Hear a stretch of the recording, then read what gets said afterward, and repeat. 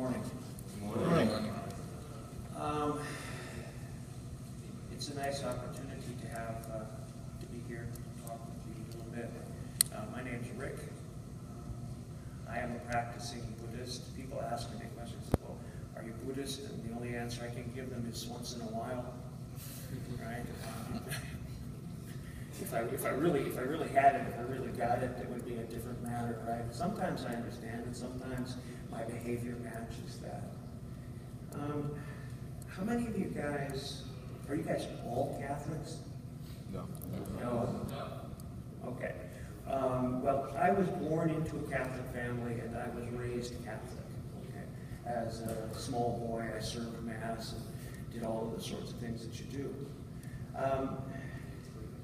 In my adolescence, there were questions that I could not answer and inconsistencies that I could not resolve in my own mind.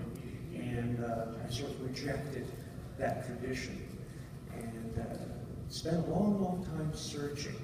Okay? Now, about 25, 30 years ago, I picked up some books and I started reading them. And what I was reading and the concepts that were being presented to me seemed to make sense. Okay? They were just logically consistent. As it turns out, and I have a teacher who will speak to this to me sometimes, it's like a lot of Western Buddhists always were Buddhist. Okay? They finally just recognize it. Right? It's interesting. I mean, we're born into families that are Catholic or Baptist or Protestant or Jewish or whatever tradition you're born into. And we say, well, that's my religion.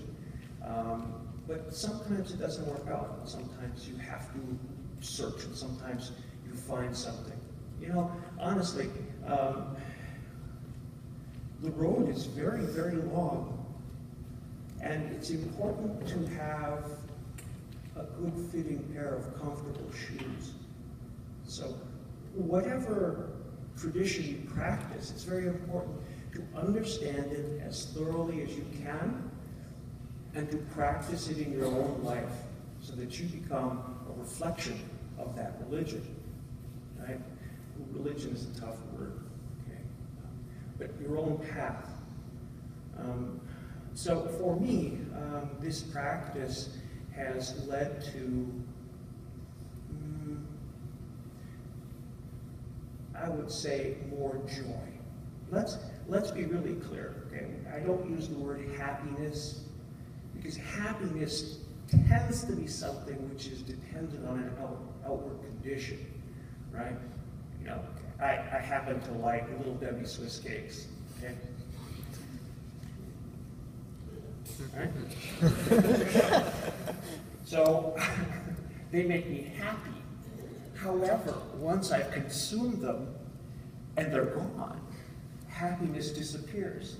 And furthermore, because I am now carrying them around on my backside, right? What is happiness, right? But the whole point here is what we're looking for is joy, right? And joy is your natural state. This is where you are. That is home, right? So this practice for me has allowed me to have more moments and more experience of joy. Less experiences, not so much radical up and down, not so much high, not so much low. Learning to see the world as it is and to understand that it is perfect just as it is, right? So, you know, my personal practice, there are three areas in which any practicing Buddhist will train. The first of those trainings is morality, okay? Right? Stop getting your stuff all over everybody else, right? I mean, within the Christian tradition, you have, and the Judeo-Christian tradition, you have 10 commandments, right? In Buddhism, we have 5 helpful hints.